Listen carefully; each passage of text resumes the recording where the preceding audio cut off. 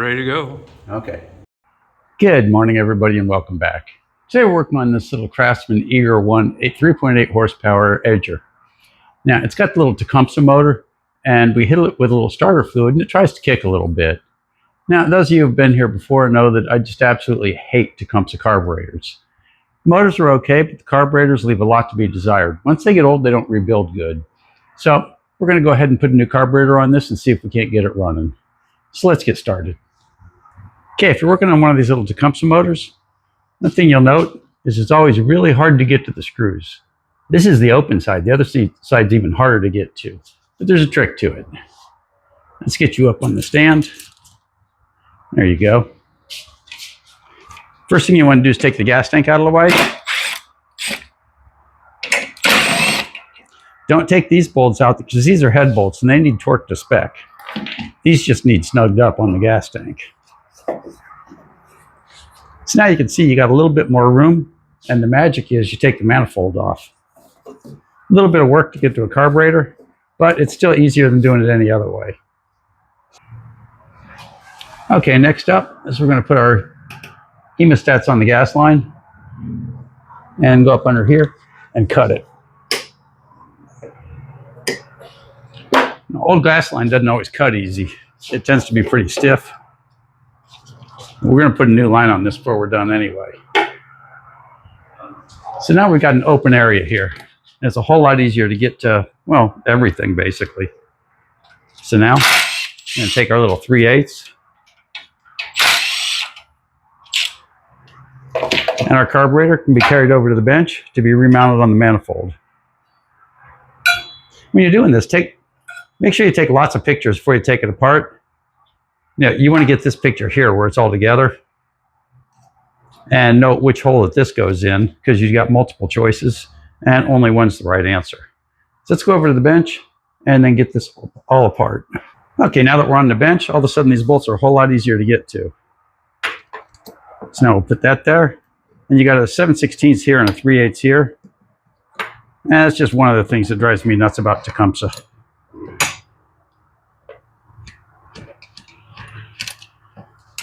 Okay, there's one.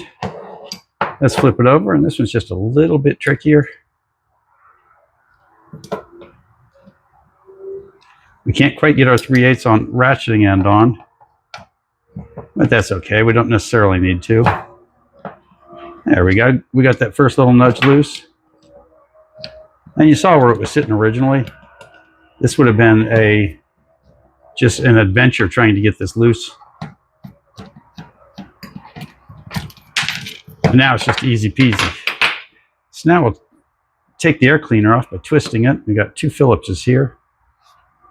And I believe they're also a quarter or 5/16.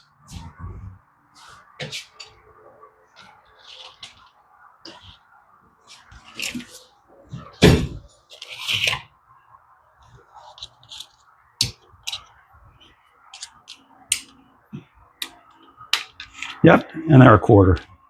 If you wonder what the red stuff is you're seeing leaking out, that's 2-stroke fluid. They tried to run this with 2-stroke oil, and there was still a little bit in the gas, and it would have run if the carburetor was good. It would have run on the 2-stroke fluid. It just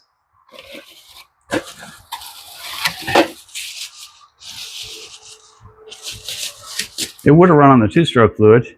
It's just the carburetor's just a mess. So now we're going to take this.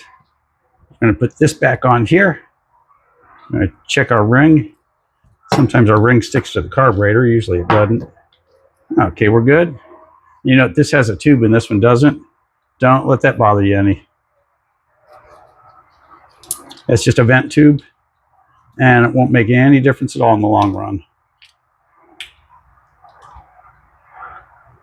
We'll make it slightly harder to get the screws in.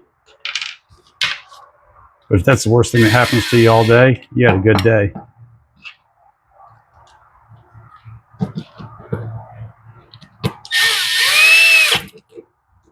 There we go, and there we go. Now we have these bolted back. And this part can be funny. Make sure that when you bolt it, you keep in mind which way your manifold went. In this case, it hangs. Sometimes they go sideways. But you want to make sure that it's going the right direction so you don't get back over to the engine and just shake your head at yourself. I've put them on upside down before, and I just laugh at myself when I do it. Whoop. Come on, buddy. Get these both started. Now we're using the gasket that was on it because that gasket looked fine. No reason to fool around with it. Put our 3/8 on the 3/8 side. 7/16 over here. Whoops, whoops, whoops. This is a nut, not a bolt. Going the wrong direction.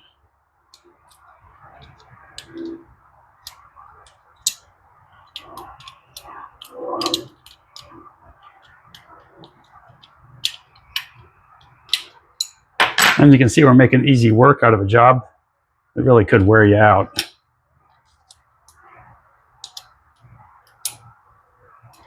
And if we're lucky, we won't even need a wrench on this side. And we don't. It's holding still pretty good. Okay, that's tight.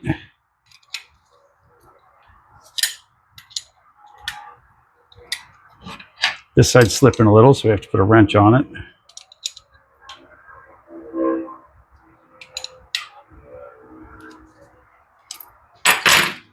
And that's it. Just put the air cleaner back on. Okay, we're going to put the linkage back together and get this back on. We're going to go in the correct hole, and notice I'm coming from underneath. Well, the reason we're coming from underneath is that way we don't have to hit this bar from the back. There's a method to my madness on this.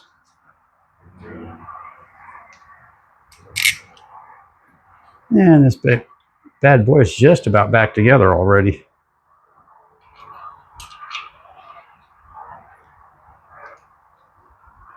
And as you can see, if you've ever tried one of these, this just saved you a ton of time. I don't think you're in. Okay, you're in.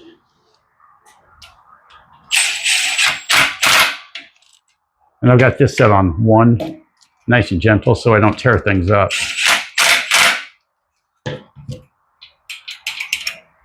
Looks good, looks good. Now the only thing we need is a fuel line to put the gas tank back on and to test it. Okay, I'm going to put a little rubber plug on this. It serves no purpose in this particular setup. It's a little clean air thing. But this engine is pre-clean air thing, so it's not super helpful.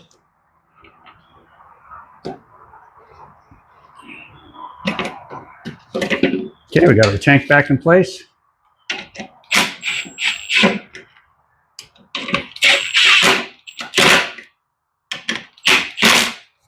And as you can see, keeping this on 1, it only has about 20 or so pounds of torque. I'm not sure what it is, but I know it's gentle.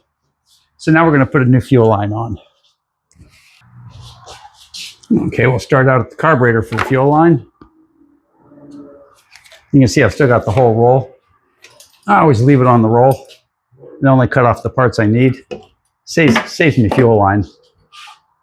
Let's go up from the bottom. Come on, buddy. You can do it. There you go. Easy peasy. And then we'll go like this and cut it right about there. We scientifically measured it, and that's exactly what we need right there. If we cut it too short, it'll try to pull itself off. If we cut it too long, then it's going to have a great big old loop in it.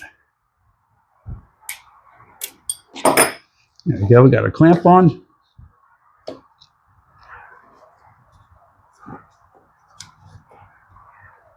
I don't know about you guys, but I believe this bad boy's going to run.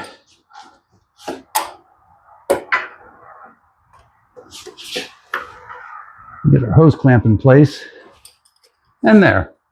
Now you might be concerned about the loop in the fuel line, but don't worry. Gravity is a wonderful thing. You won't get any vapor lock on this.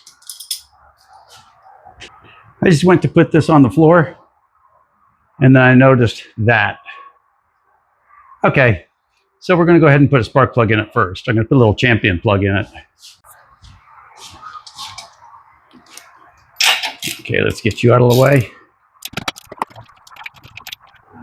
These are the kits that come. These are the plugs that come in kits, and I just don't have good luck with them. As you can see, the Champion 859, it's pretty much the same plug.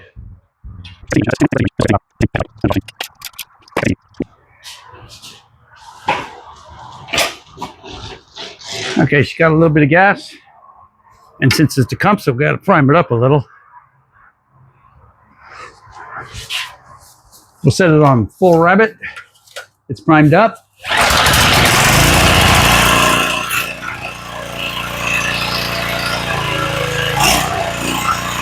So far, so good.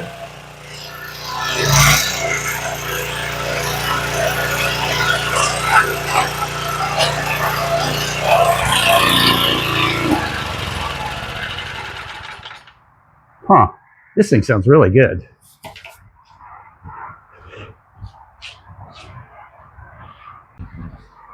Now that was nice and easy, and it came out really good, and it starts like a charm. Now, of course, the new Champion plug and getting rid of that torch plug doesn't hurt us at all.